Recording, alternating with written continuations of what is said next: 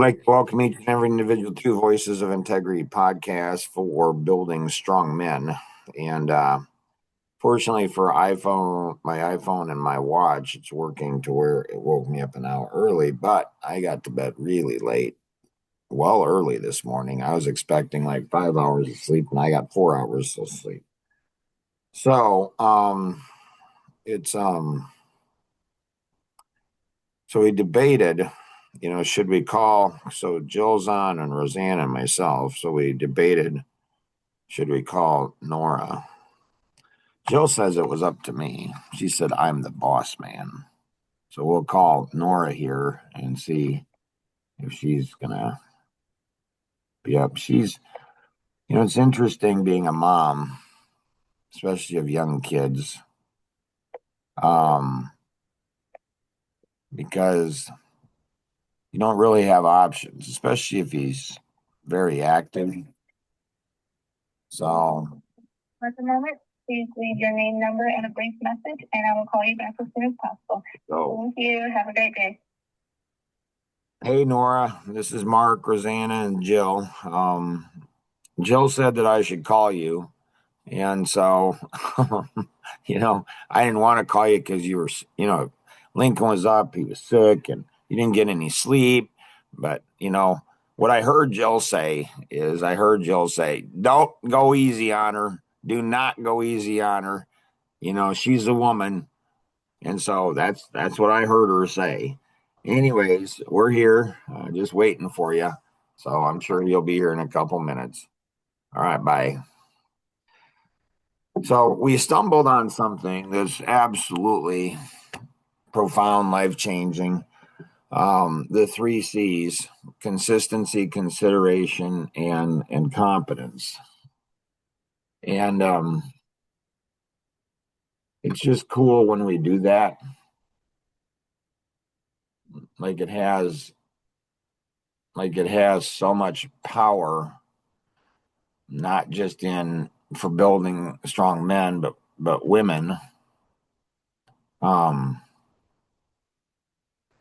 And it's about economic engine. You want to make a lot of money. 3 C's.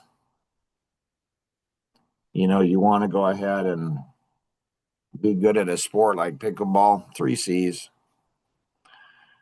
You want to go ahead and grow spiritually. 3 C's. Like it's the 3 C's to, anything, everything. And so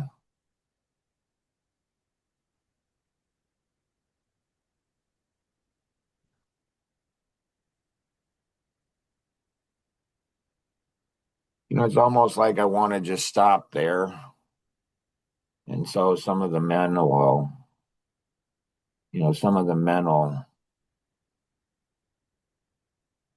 watch it. Will watch this and get it, but I don't know if it's short. Are they going to get it? Probably not.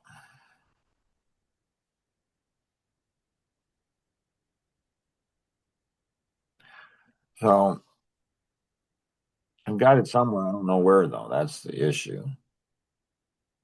And I broke it down into the 3 C's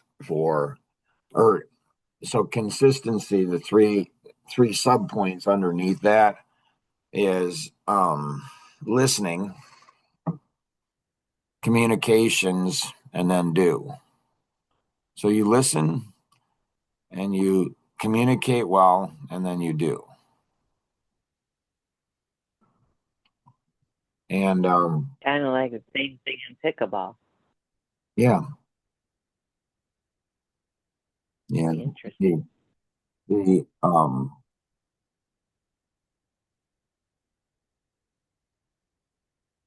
then I have 3 subpoints under consideration, but I don't remember what those are, and I can't find my notes on it.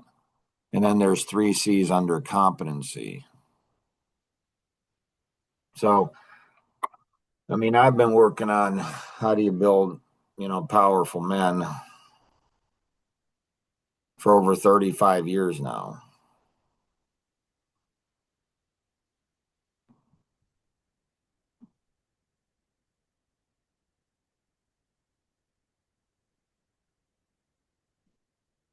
Have you found any powerful men besides yourself? Well, is that, am I really powerful? Doesn't seem like it. Doesn't seem like it to me.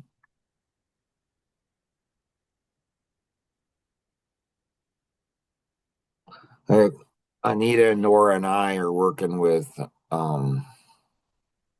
Tony, who's the dad. He worked for Ernest and Young, top executive. And his son had ADHD and committed suicide 9 years ago. And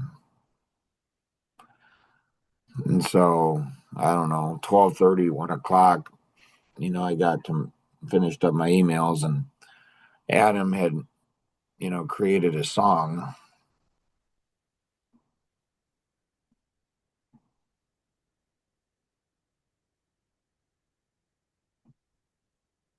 And, and it brought tears to my eyes. And so I put in motion writing a song for my youngest son, like at 1 o'clock in the morning.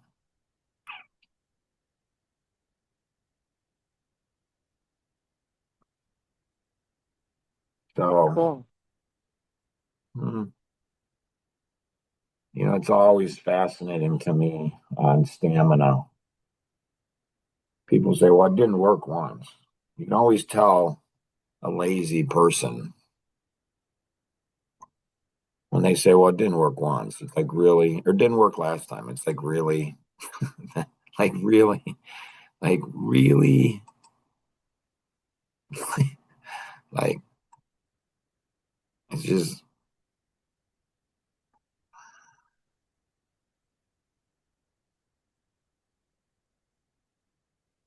so. Anything you got, Rosanna?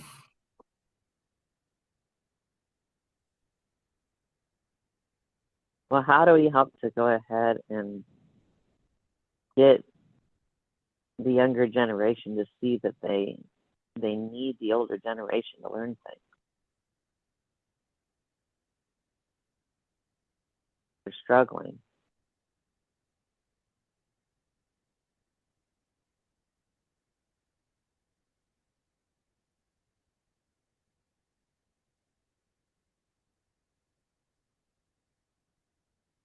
I don't know.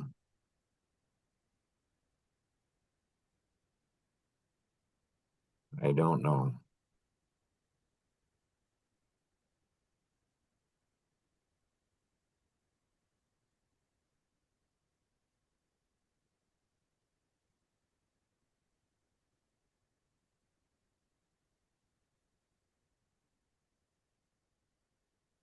Bill, anything you got?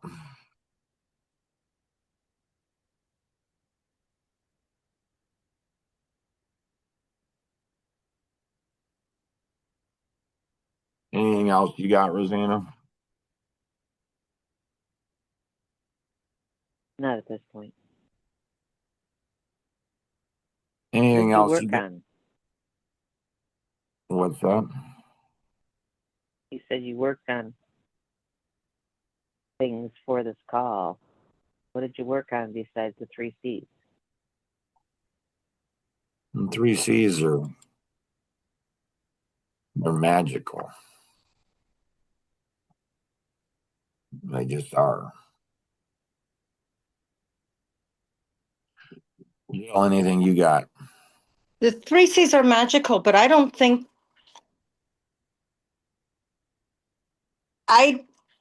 think everybody, I don't care whether they're strong today or they're strong most of the time, they struggle with this. Oh yeah. You know, No question. these are things that the strongest man in the world is going to struggle with. The Absolutely. strongest person in the world is going to struggle with it. Yeah, the question isn't if, it's just a question of where, Right? when, and how much. And so, And you how know, often? and how often. And it's like, and how much, yeah, everything. Ralph Miller, a mentor of mine, he went ahead and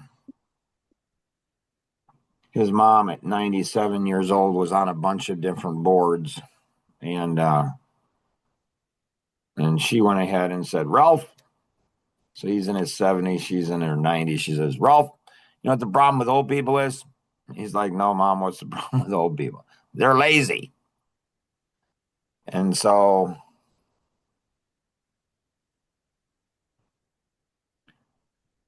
it's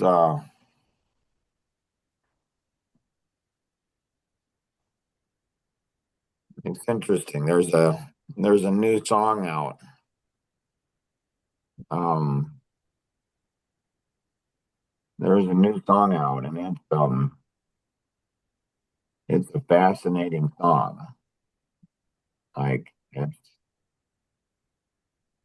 a fascinating song.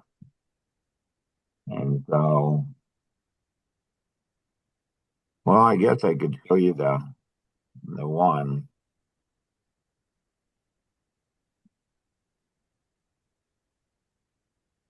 So let me go ahead and do that here.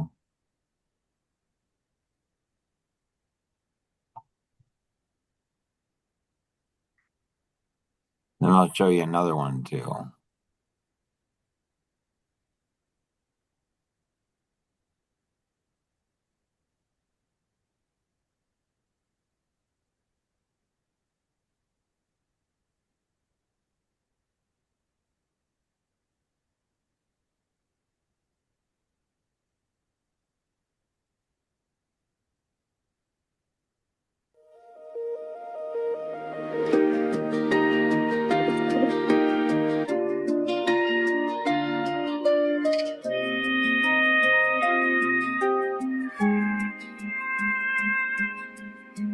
He's tracing letters on a page. The world moves too fast. Days blur like pencil shavings. Mornings never last. Hands that wanna build a kingdom, mind that wants to roam. Feels like every classroom is a place he's not at home. They said make a plan, they wrote it down in ink. A 504 to catch him when he's on the brink.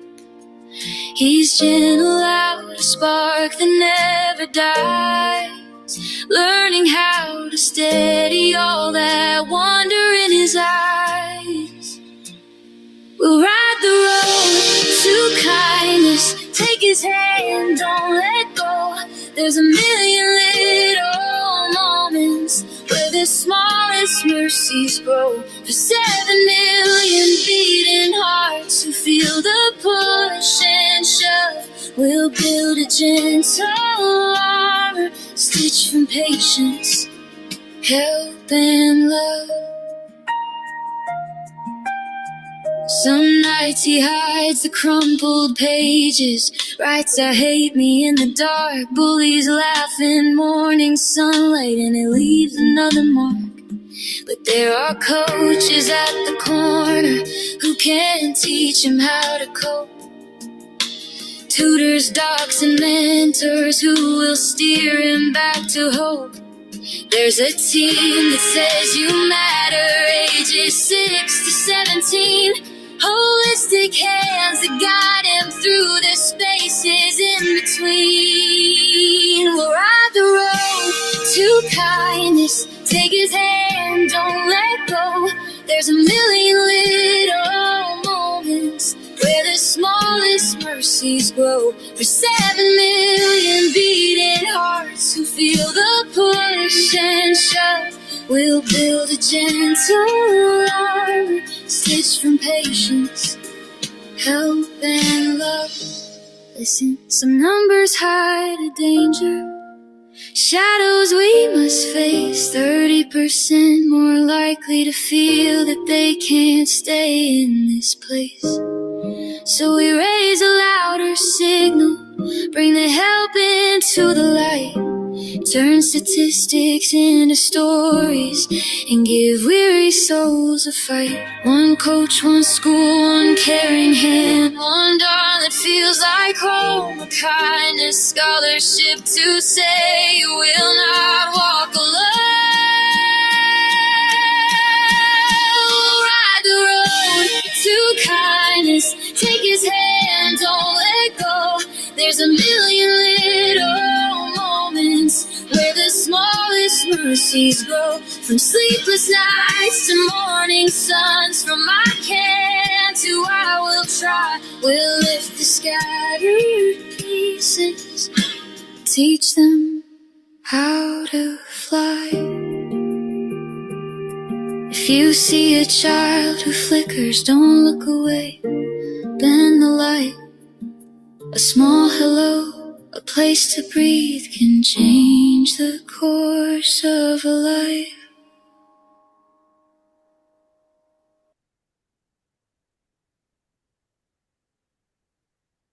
Wow, that's really cool. Yeah, that was cool. Okay. Yeah, the challenge is that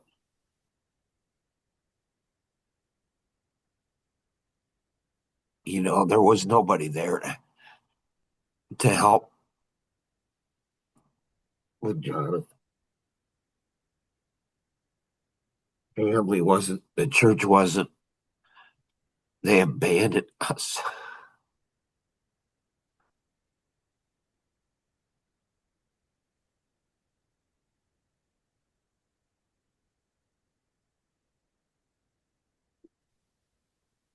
So what do you do with that?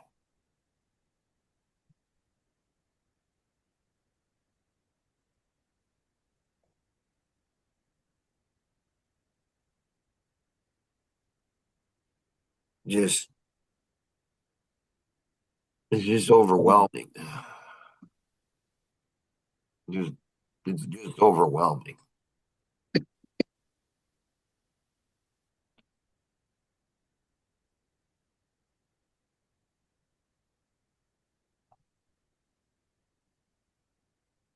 And nobody wants to talk about it. I get it. Because nobody wants to face the failure, the epic failure of the church or Christians or family. Like nobody wants to do it.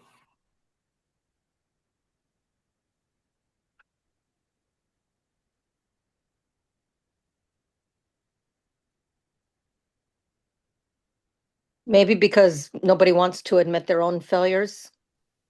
Right. They don't want their own. It's easy to be quiet and let somebody else take the blame or let somebody else take the responsibility instead of stepping up and owning it, and then you're in the spotlight and then you have to accept that you're a failure. And nobody likes to accept that or look at themselves as a failure or that they have failed somebody. I think I do. You probably do. You probably are one of the few people that do take responsibility for what you say and what you don't say. Why is that?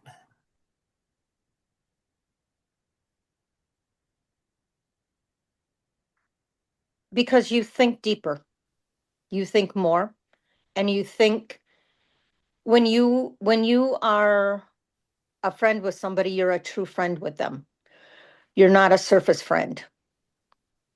You're not just a um oh hi, how are you? Oh, it's so good to see you type of person, you know. If you're not really not feeling that, that's not you. You're more authentic, good or bad. Right? Like it or not, you know, whether you like it or not, it's that's kind of the truth. I mean, you are a much more authentic person. I remember when Ed Kurtz, mutual friends of ours, and we were at Coffee Connection, and he said to me, he says, Mark, you got to stop vaporizing people. I said, I really don't. He's like, you do. I said, I don't. He says, you do. I said, I don't. He said, it's killing your business. I said, I don't care. This is before Jonathan died. I know. You know, That was probably about the time when I first met you. okay. And then he goes ahead and says, it's killing my business. So then I had to go ahead and reconsider my position. So I said, okay, for a year, I'm not going to vaporize people. And 3 white males, Christian white males, dropped like flies. I'm like, jeepers, they're not very strong. like, I'm trying not to vaporize, and they just boom, they drop. They're just like, holy cow. But then I got a system in place and called self-vaporization, and it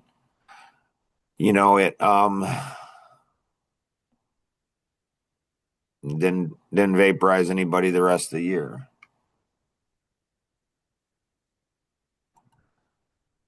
And so, there's another song out there.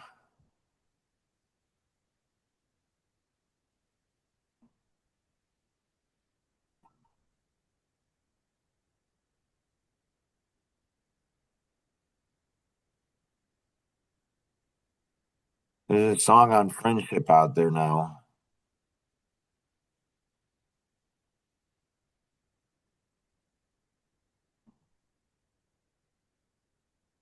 I think this is the one.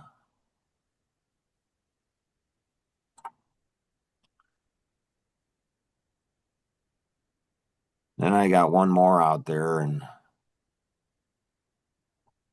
it's just like these things are just, it's just,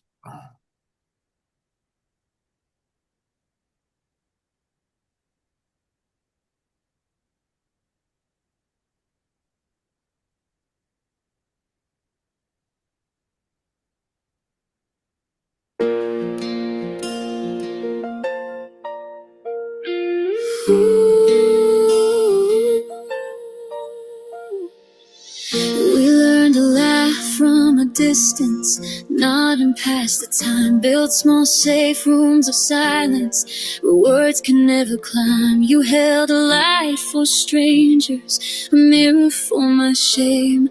But deeper than the comfort was the courage to say my name. When truth arrived like thunder, I could either run or stay. You stood with steady quiet and let the harder words be weighed. Give me a backstage pass to the heart where we trade the easy lies, where the scar becomes a map and the silence learns to cry. Hold me when I'm honest and sharpen what I am. If love is just a shelter, be the storm that helps me stand. You asked me for my failures and the parts I keep behind. Told me growth is not a verdict, it's the work we choose to find. We lost some softer people who could not meet the call, but in the empty seats I heard one truth, better few are all. You taught me how to listen, how to name the things I hide, how to be a friend to my own tears, how to sit with pain and ride. Give me a backstage pass to the heart where we trade the easy lies, where the scar becomes a map and the silence learns to cry. Hold me when I'm honest and sharpen what I am. If love is just a shelter, be the storm that helps me stand. There's a risk been saying harder things, the fear of losing you. But hell is staying smaller just to keep the peace we knew. Loyalty is not indulgence, it's the courage to be true. So call the fault, not the person, and show me what to do. You and I, we bargain nothing. We give the truth its due. The highest kind of kindness asks for more than we thought true.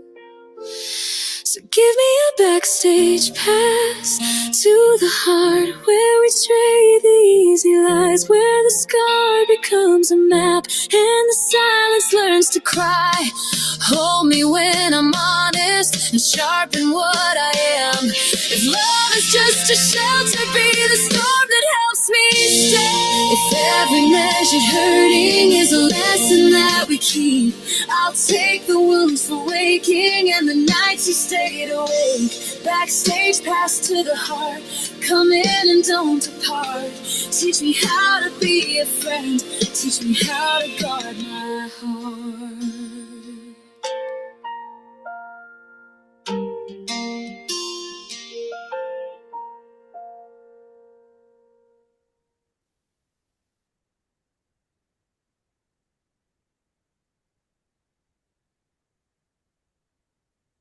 Okay, is this your full-time job now, writing songs? Because you like want everybody to cry all day?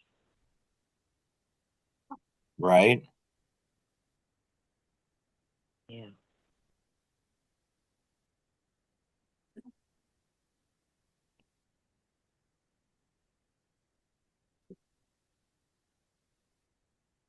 There's another one out there, and it's a good one. It's a good one. I mean, that one's on the friendship, your voice in my headset friendship. And it's like the songs, it's weird on how they reveal my heart. Like it's like that's what I'm saying. Do you guys like you guys got that? And it's like, yeah, that's exactly what I'm saying. Did you guys not get that or nope? Okay, well glad we're doing this. Um so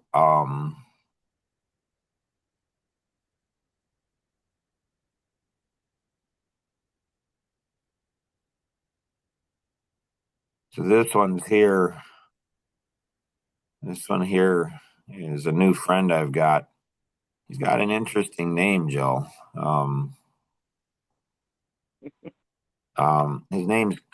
His name's Cram. Have you ever heard of anybody named Cram? Yeah, me either. Um, so he's got, you know, he's got a friend or a daughter or something, um, named Taylor. It's pretty interesting. Um, listen to this one. Like this one here is just wow. This one's gonna go big, like really, really big, like really big. Like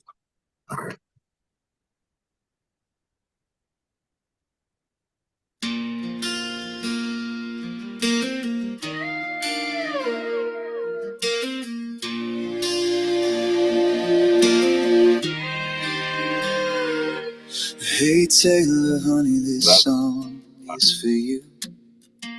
You're singing about the night he left, about the tears on your guitar. no, that's not the one.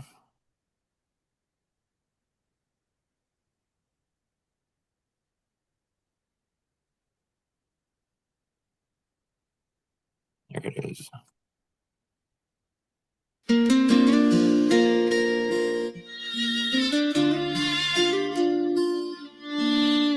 Hey Taylor, honey, this song is for you.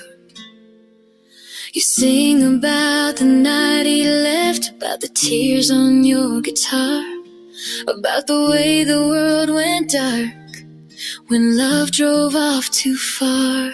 And I don't say your pain's not real, I know it leaves a mark, but there's a deeper kind of ache that lives inside a father's heart. It starts the day he holds her close, a tiny hand in his, a promise made without a word, a vow that just exists. You don't know a father's heart, how it breaks in quiet rooms, how it feels for every scar, like it was carved in him too. You don't know the helpless prayer when she's crying in the dark. You know love that falls apart, but you don't know a father's heart.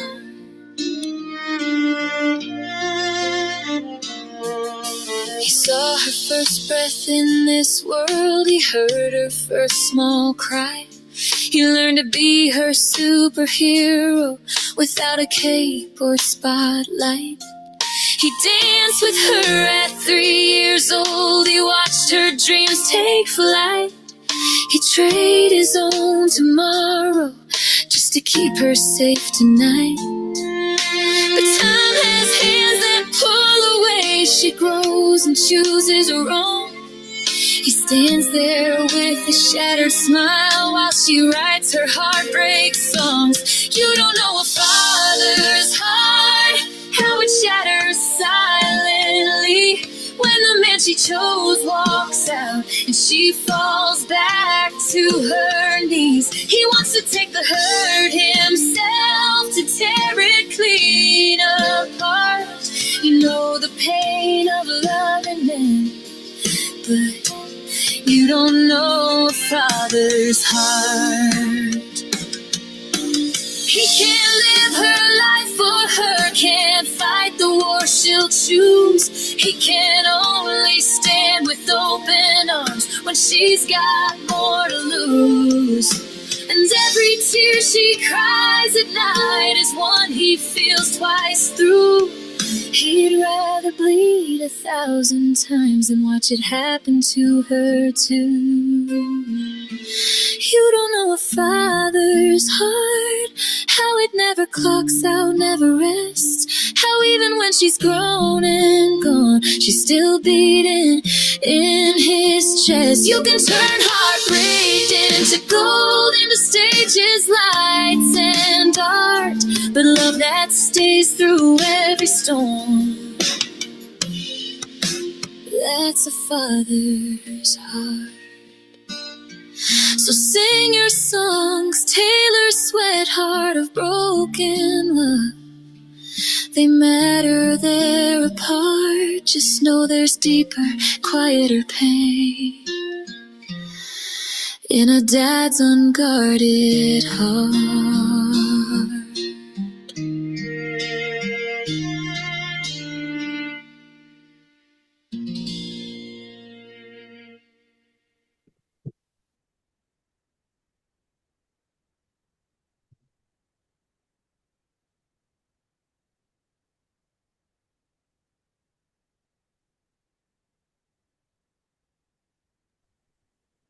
Oh boy.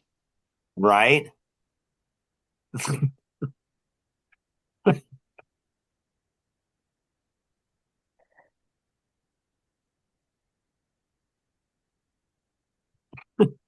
I mean, it just, I'm just,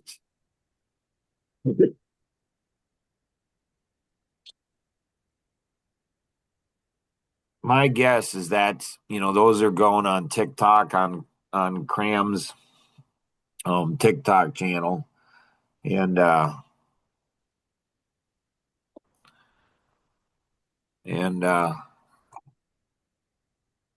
there'll be hundreds of them. It'll be crazy. I mean, it's just, I just, I just want to, like, girls, women, like, you make stupid choices, sweetheart. You think that's a broken heart? Like, what about your dad who brought you in this world and tried to protect you and train you, but you just don't listen. You just don't. Like, you break his heart all the time. His heart is just absolutely blown into a billion pieces. So I wanted to, like, it's interesting with Katrina when she was 18, 19, 20. I thought we were going to lose her, maybe to trafficking. You know, she was dating some supposedly ex gang guy. So I had a song written for her. And I said, if we lose her, I want to take this song and I'm going to go ahead and take it all over the world.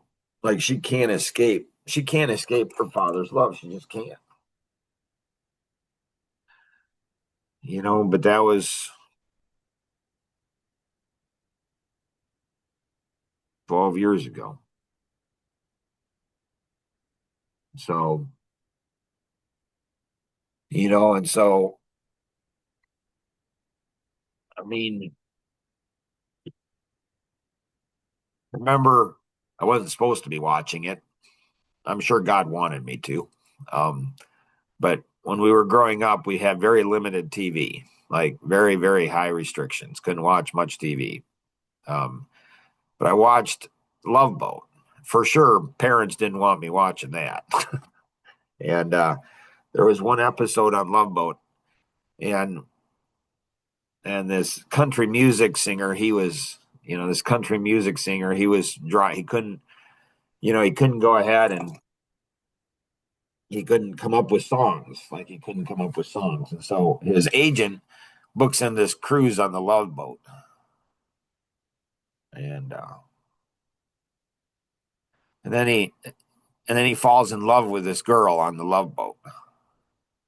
And they have this whirlwind romance, And then she breaks up with him.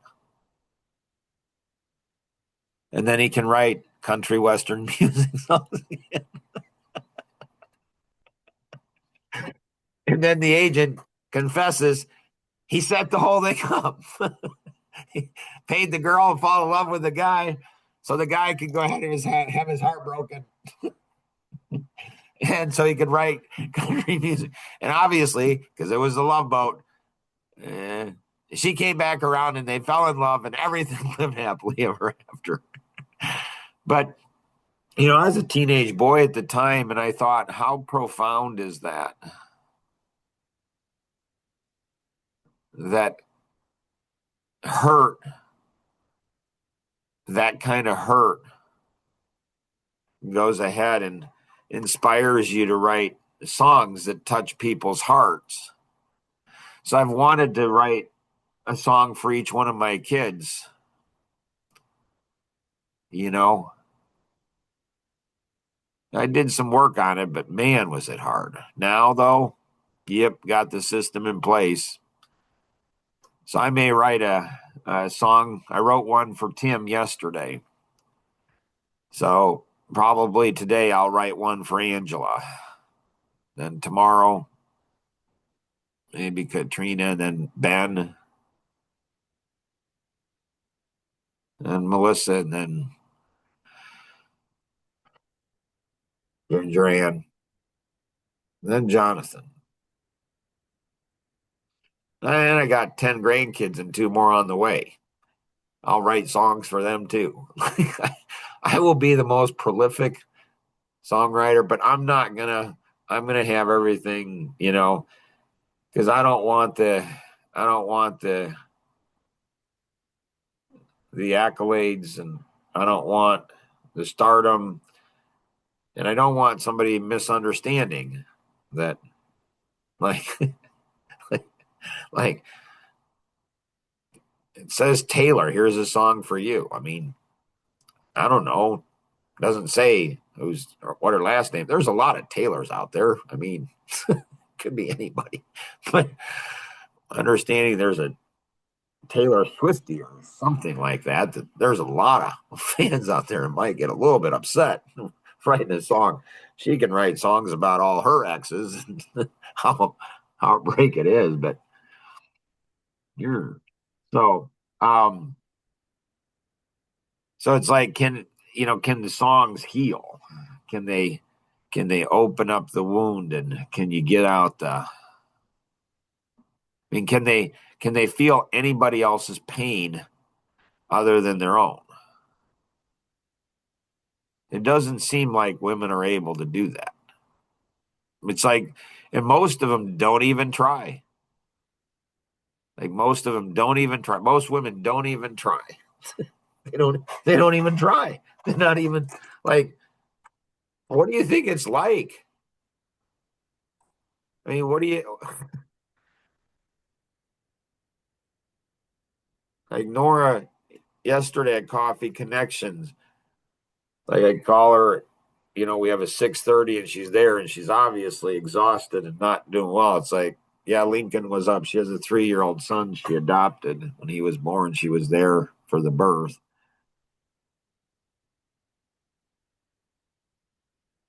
Yeah, he was up and he was throwing up and stuff like that. And she's just exhausted. And my heart just,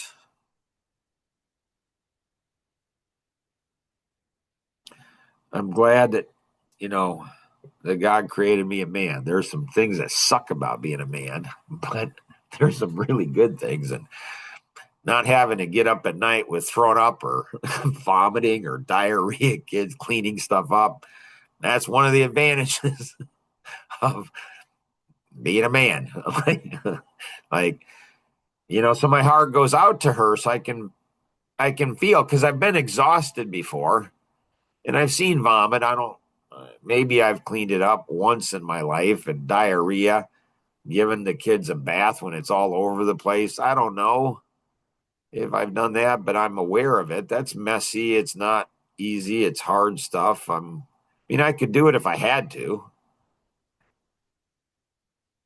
It's funny. Like with Micaiah, she's now 5, our granddaughter. Jason and Melissa's oldest daughter. When she was just a baby, like a few days old, we were over at their house and man, she had an explosion. Like it was up all up the back, down the leg. Like it was like, wow. And Melissa said, "Hey, Jason, honey, my stomach's not doing so well. Can you take care of this?" And he was fine. Like he was like, "Yeah, okay, got it." But I'm like, "Hey, I'm here. I can take it. Yeah, I'm fine." I said, "I'll do it." They're like, "Okay." So Jason watched me do it. It was a 5 wiper, Jill. Like Jill knows what a 5 wiper is. It was that bad.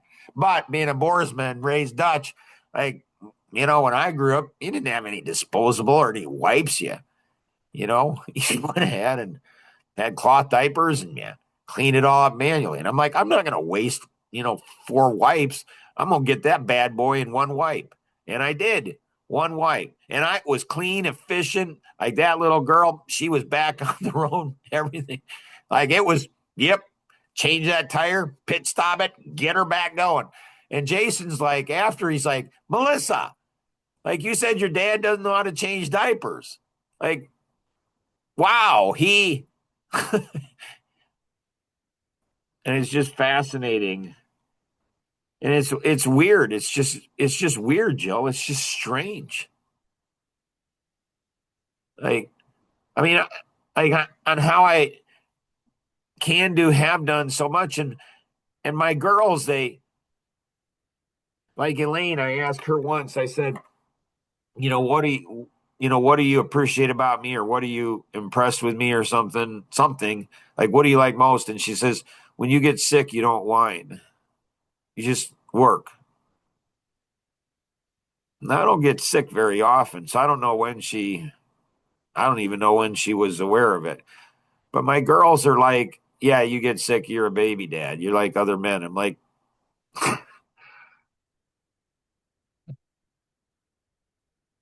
It's just weird. Why are you laughing? First of all, I don't think I've ever seen you sick. How long have we known each other? For 15? at least 15. Yeah. It's just, but when I do, I mean, now without any kids, it's cool because I'll just sleep that bad boy off. I'll just sleep for as long as I can sleep. Get it out of my system. Don't take anything for it. Don't whine about it. Like it doesn't do any good. Like try not to disrupt Rosanna's life or anybody else's life and just go to sleep. How old is Katrina? She's 30, I think. Right, Rosanna? Yeah, 30. She's 31. 31. Because I know she was in her teens. Yeah. So you met us when we were going through some pretty messy stuff.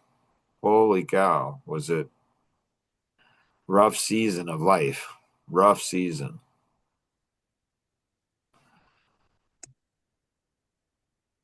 So anything else either of you have? No, you got me crying this morning. Nice. No, I'm not the only one. Like it's fascinating when the tears come. Like, you know, when the tears come, it's just cool.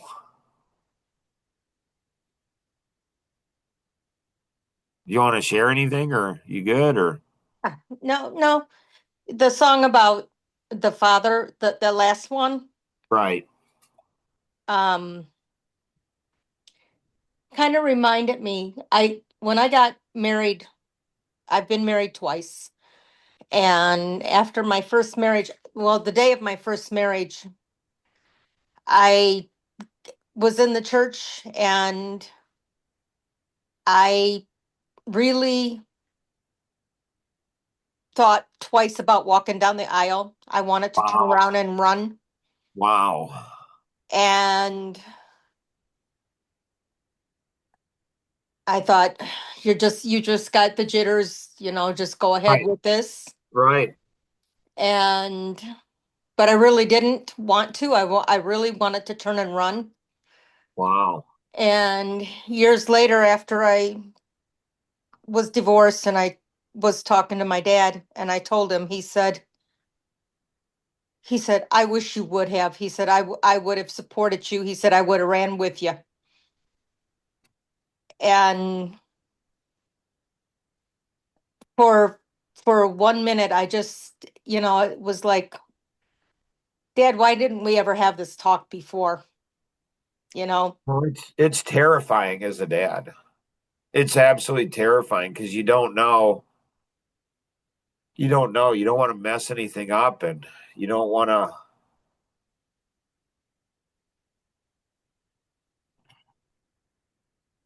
Yeah, it's just. And I so much wish that and I told my dad, I said, we've always talked. And I said, why didn't you talk to me? Well, I can explain why. Why did he say? He just said that he was trying to respect my Yeah, decisions. yeah. You're an adult. You know what? Not going to control your life. I don't know. Maybe I'm wrong about what I see. Maybe, maybe this, maybe that. And so a dad has just as many things, and it's like, you know, I mean, it's heartbreaking. It absolutely is heartbreaking. I mean, it's just, I mean, I go ahead like a year ago, two of my kids that look like they're doing good, they come up to me at one of my grandkids' birthday parties and they're like, Dad, you're controlling our lives. I'm like, are you joking?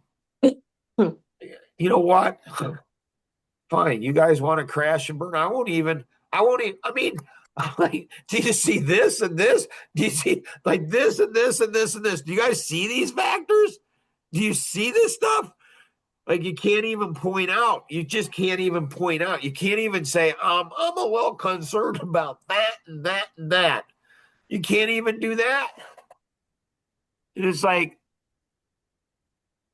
one of my There's other kids when she was like, I don't know, 23, 24. She's like, Dad, don't like when you do that. I mean, just, man, is she angry and mad at me. I'm like, it's like, that's, honey, like real dads, they go ahead and point things out. And you know what? Love you enough. I mean, it's just weird. It's just absolutely. I mean, I understand why dads drink. I do. I understand why they drink. Like Ben told me that if I ever have a first drink with anybody else other than him, that he's going to kill me.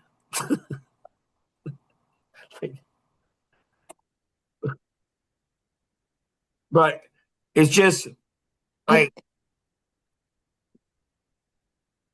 I don't know. Anyways, this has been a special one. Glad you have tears.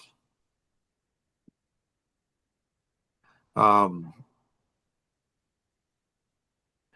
you can help. You can help younger women.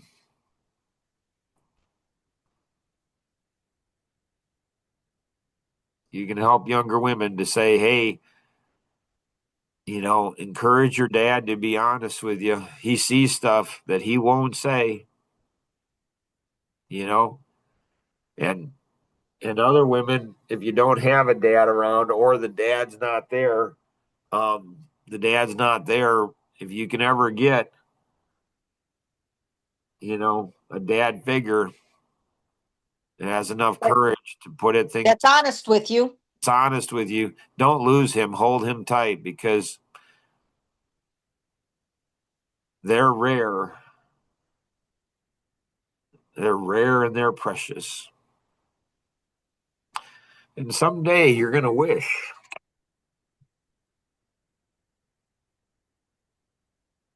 Hopefully, he passes before you do.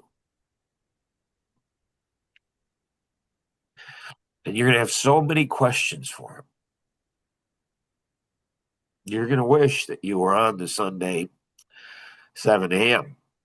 You're going to wish you had, like, Dad, what do I do in this situation? Dad, what do I do in this situation? Dad, what about this and this? Dad, what have you gone through? Like, what's going on in your heart? You're going to wish. You're just going to wish. It's not that hard. It's not like it doesn't take a brain surgeon or a rocket science. It doesn't take, like, that's not that hard to see into the future. It's just not.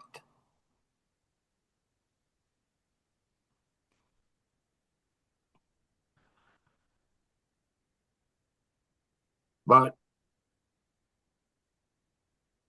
Baptists say, Lord willing, there'll be hundreds of songs out there for you to listen to. And there's thousands upon tens of thousands of podcasts. Maybe AI can go ahead and suck all that stuff in, and you can hear your dad's voice, and maybe AI will be smart enough not to dumb this stuff down or soften this stuff up and give your dad's wisdom and hear his voice again. That's not what he desires. What he desires is for you to internalize it while he's still alive and with you. Like, how can you not see it? How do you not see? How do you not see?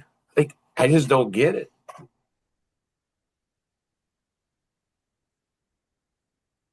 I mean, my own dad, like 5 years before he died, two men's groups, and they're both go, Mark, we don't think you have the relationship with your dad that you could or should. okay, I totally get that. I mean, he tried, I tried, we hung out, nothing was there. There's just not anything there.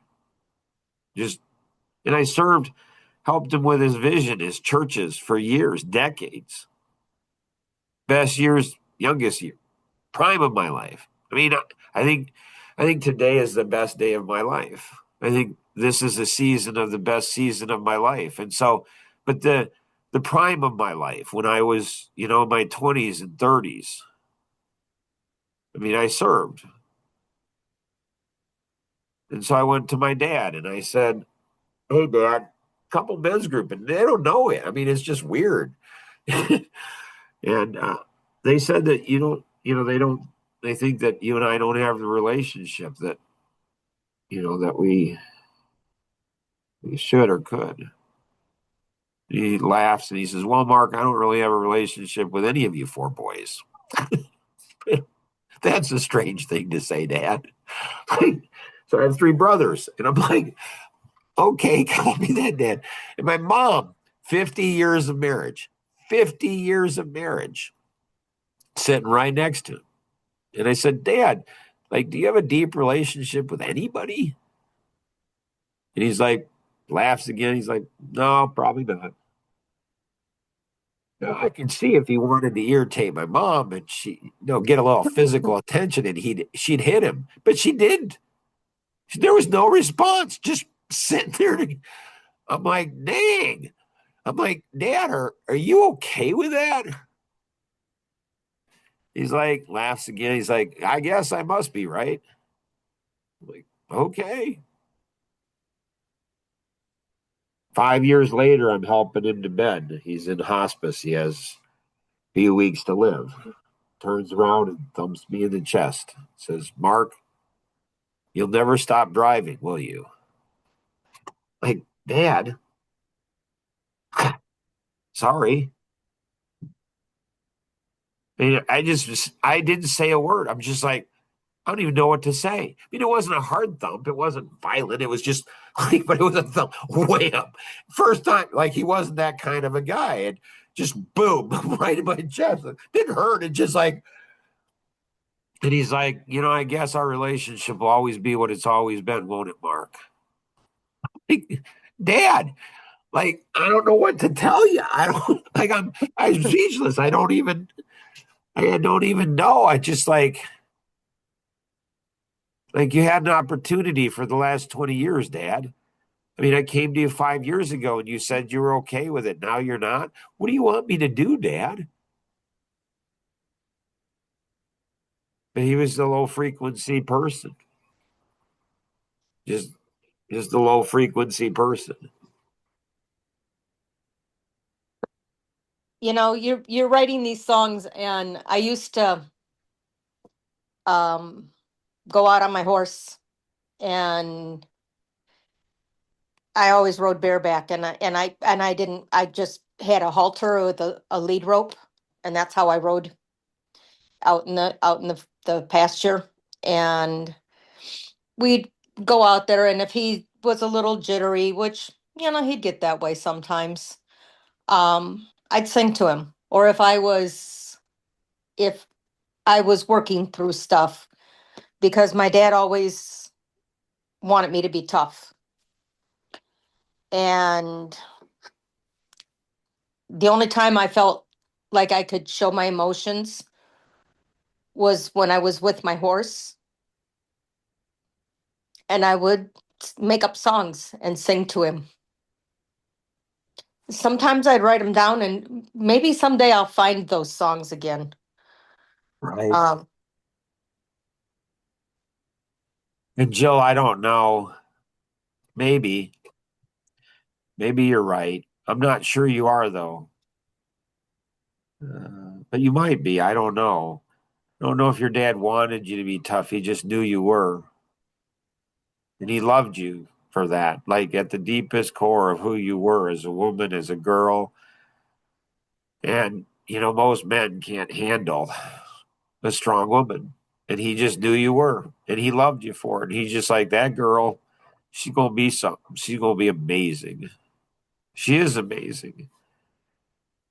And that's the thing that I've said about my 4 daughters. I just feel bad for the men in their lives because you got a father that loves that little girl like nobody's business. A man can't compete with that. A husband, no other man can. He was there when she was born, like he grew up. Like he's got a piece of her heart. And any man that tries to compete against her father is just stupid. Like he shouldn't compete. He should slide in. Like a dad wants, he knows, he hopes he's going to go before she does. He hopes he's going to go before her husband does. He hopes he goes before any of her kids. That's his hope. So he wants her heart to be. And if a woman's been loved by her dad the way that she should, no man. I mean, it's like he can't feel he's competing. You're not competing, dude. You're not. You can't. Like you can't compete. And the dad doesn't want you to compete. He doesn't, because there's a responsibility that goes with the heart of a woman. And that dad understands it. I mean, at Melissa's wedding with Jason, Paul, my nephew, he was like 9 years old. He comes up to me, he's like, Uncle Mark, I have a question for him. I go, hey, buddy, what is it? He's like, are you sad to lose a daughter? I'm like, no, buddy. Nope, I'm not sad at all. Like, one of the happiest days of my life. Jason, a couple months into marriage, we were riding in the car. He's like, I got a question for you. I'm like, okay, yep. He says about Melissa. I'm like, okay, yeah, for sure. And he's like, she wants to get in a fight with me just to fight. I'm like, uh-huh. No, he's like, she tells me, I just want to fight you. I'm like, uh-huh. He's like, what do I do? Like, how am I supposed to know? You're her husband.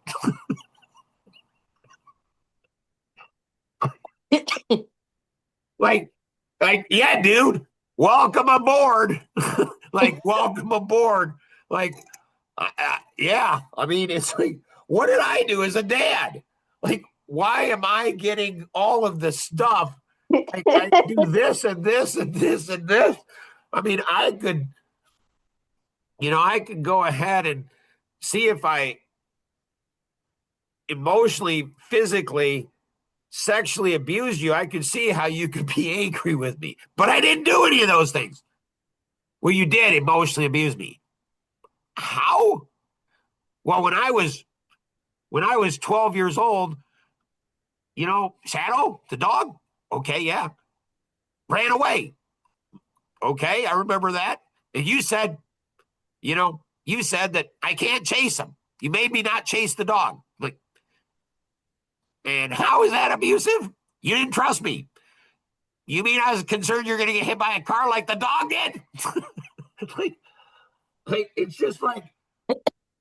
just weird. Like, it's just weird. I mean, Melissa, like, what's the best thing you got on your dad? Like, what's the thing that he was most abusive? When I was 3 years old, got in a fight with Jonathan. Okay? And my dad swatted my bottom or something, like he disciplined me. Okay. And that's the roughest thing you did. Yeah. I didn't find out for like 20 years. 20 years she's holding this over me. 20 years. Yeah, you disciplined me, Dad, when you should have. It was Jonathan's fault. I don't even remember. I don't know. Maybe it was. 20 years later, she comes, we're talking. She's like, I don't know, randomly, she's like, yeah, you came back about 5 minutes later and you found out you were wrong and apologized. I'm like, cheapers. Like, really? Holy cow. How's a dad put that into a song? Like, it's just like, just like, so it's just It's just weird. It's just weird. I'm like, you got to be joking. And another one of my daughters, which I won't name her, you washed my mouth out with soap once. Honey, you're swearing up a storm. You're throwing things. You're doing all kinds. You are a violent teenage girl. You don't talk like that in the house. You just don't. And when the police officers were called, the police officer said, do it. I'm like, and you know what, honey? When you're out of control and I'm trying to control you, and you take a pen and you go ahead and go after me with a pen, and I've got scars on my wrist to show it. Like, you don't have any scars, honey. I'm protecting you. And I'm the one that's like, jeepers, kids. Like, what in the world? Like, it's just, there's blood all over. My blood. Like, I'm trying to contain a teenage girl from hurting herself or somebody else or being all insane. It's like, I think each one of my kids have had the soap in the mouth. I know all my nephews have. and half of my grandkids have. see, Katrina, I know you won't watch this podcast, but talk to Jill. Talk to Jill. That is like, it seemed to help. It seemed to work. Didn't have to do it again. I mean, I Nope. don't know. Like I don't know. That's not abuse, honey. That's I used dish soap and smashed it all over the tongue and made them blow bubbles.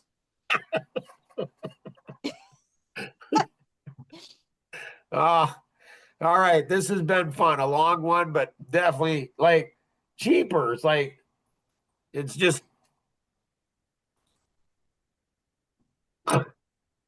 like, thanks, Dad, for doing the hard things. Thanks for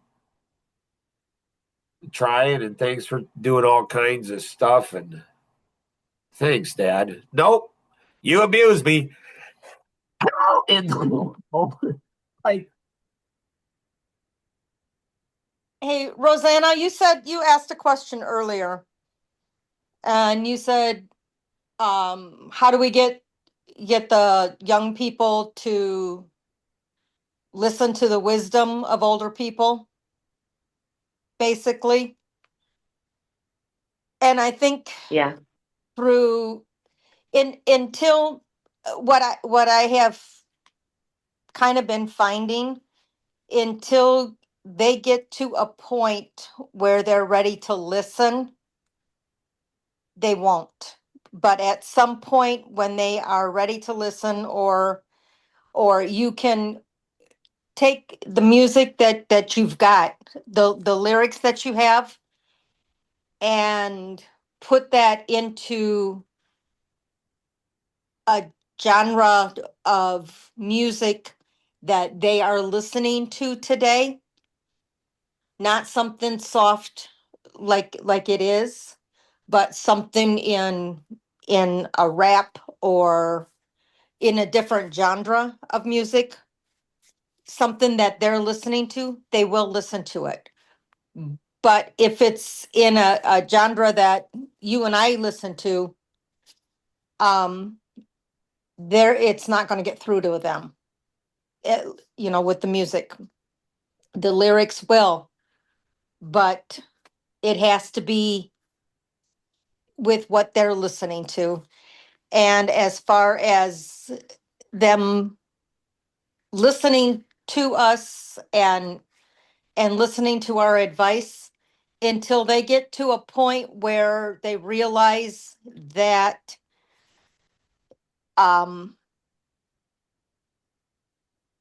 they need to, they think they know it all, and until they have failed enough and you've been there to pick them up and you're still there to support them, they're not going to get it.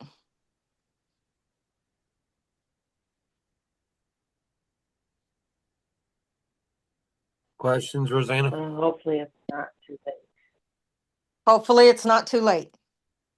You know, it's, you know, it's, I have had